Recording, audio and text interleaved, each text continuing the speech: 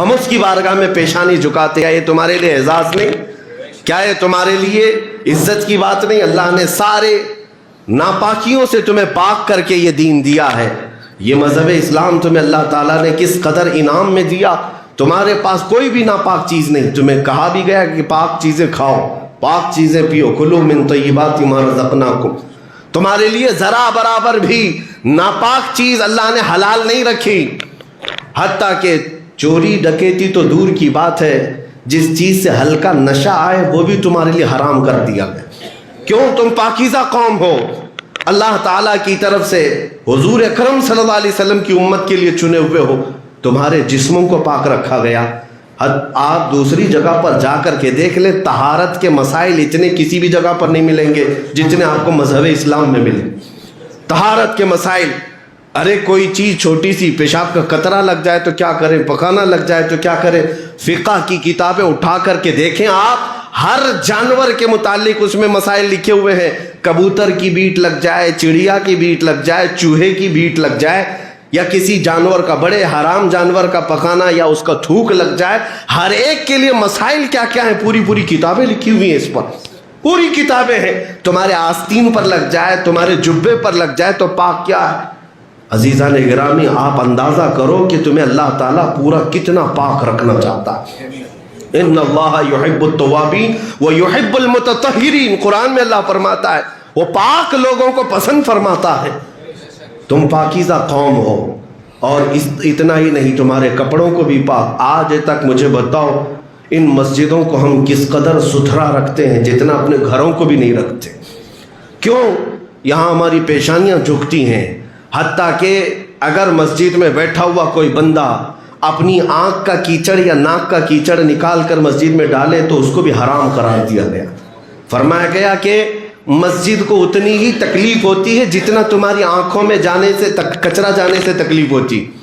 مسجد کو تکلیف ہوتی ہے کوئی کچرا بھی ہلکا سا ڈالتے ہو. یہ زمینیں اللہ نے تمہارے پاک رکھا، یہ زمینوں کو اللہ نے تمہارے لیے پاک رکھا. تمہارا لباس پاک، تمہارا رزق پاک.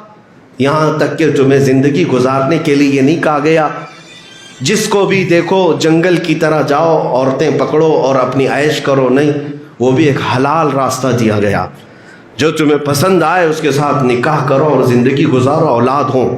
یہ حلال راستہ تمہیں دیا گیا. نہ تمہیں زنا کی طرف بھیجا گیا، نہ شراب کی طرف بھیجا گیا، نہ تمہیں جوئے کی طرف بھیجا گیا.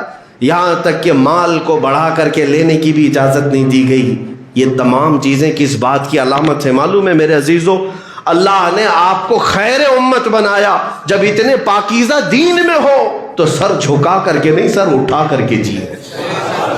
عاجزی و انکساری اللہ کی بارگاہ میں.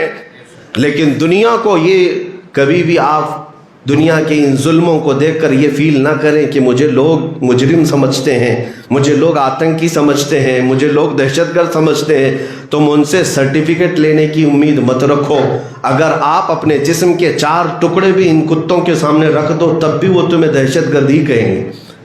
ان کے دماغوں میں جو باتیں بیٹھی ہوئی ہیں وہ تمہارے چہرے سے نہیں ہے، وہ تمہارے دین سے ہے.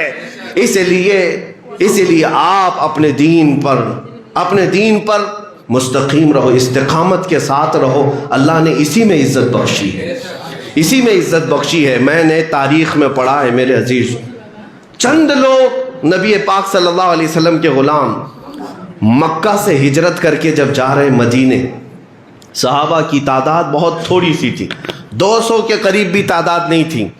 جب مکہ سے ہجرت کر کے مدینے جا رہے تھے اس وقت جانتے ہیں کئی صحابہ کے گھر چھوٹ گئے، ان کی جائیدادیں رہ گئیں، ان کی زمینیں رہ گئیں، گھر بار چھوٹ گیا اور مدینے جا رہے ہیں بغیر گھر کے نئے گھر پر.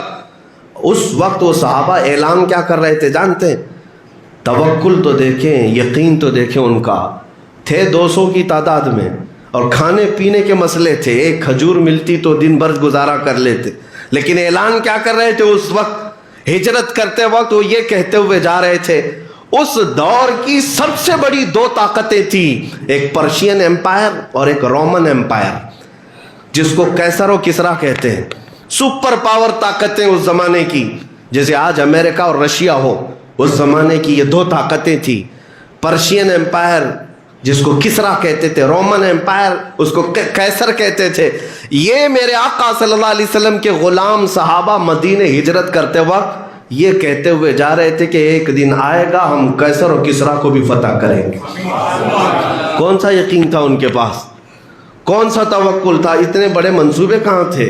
مکہ والے ٹھٹا مار کر ہنس رہے تھے، ان کو دیکھو مکہ میں اپنا گھر نہیں بچا پائے اور قیصر اور کسرا کی بات کر رہے ہیں، بڑے بڑی سلطنتوں کو ہلانے کی بات کر رہے ہیں۔ ظاہر سی بات ہے دوسرے مکہ والے مذاق اڑا رہے تھے میرے آقا کے غلاموں کا۔ ہجرت کے 8 سال گزر گئے، 10 سال گزر گئے، مکہ تو فتح ہوا ہی، حضرت عمر کا زمانہ کیا آیا، پرشین امپائر بھی ٹوٹ کر ختم ہوا، رومن امپائر بھی ختم ہو گیا، اور ان کو فتح کرنے والی کوئی بہت بڑی فوجیں نہیں تھی، پیوند لگے کپڑے پہننے والے میرے آقا کے غلام ہی تھے۔ کیوں؟ انہوں نے عزت جو ہے دنیا کی طاقتوں میں نہیں ڈھونڈی، میرے آقا کی غلامی میں عزت ڈھونڈی۔ ایک صحابی حضرت نعمان حضور اکرم صلی اللہ علیہ وسلم کے ایمبیسیڈر بن کر کے وہ ایک بادشاہ کے پاس گئے تھے۔ بادشاہ کو پتہ چلا کہ محمد صلی اللہ علیہ وسلم کی طاقت اب بڑھتی جا رہی ہے، انہوں نے اپنا ایک قاصد بھیجا ہے، ان کا ایک ترجمان ایمبیسیڈر آیا ہے، سفیر آیا ہے۔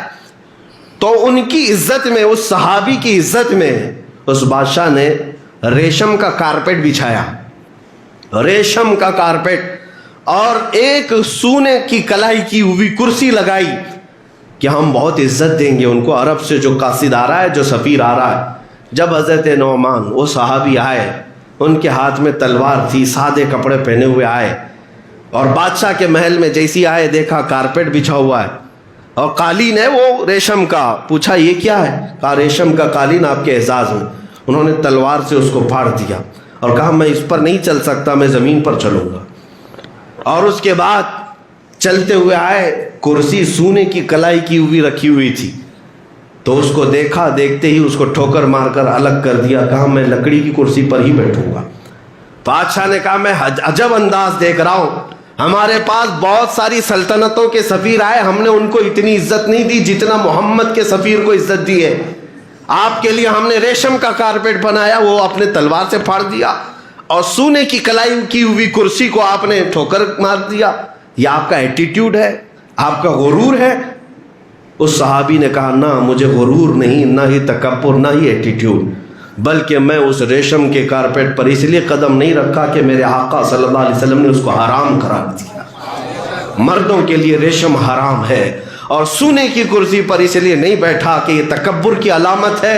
میرے مصطفیٰ صلی اللہ علیہ وسلم زمین پر اور ہلکی چیزوں پر تشریف فرما ہوتے، اور مردوں کے لیے انہوں نے سونے کا استعمال حرام فرمایا ہے۔ میں اپنے نبی کا غلام ہوں، جس جگہ بھی رہوں گا انہی کی ڈیوٹی پر رہوں گا۔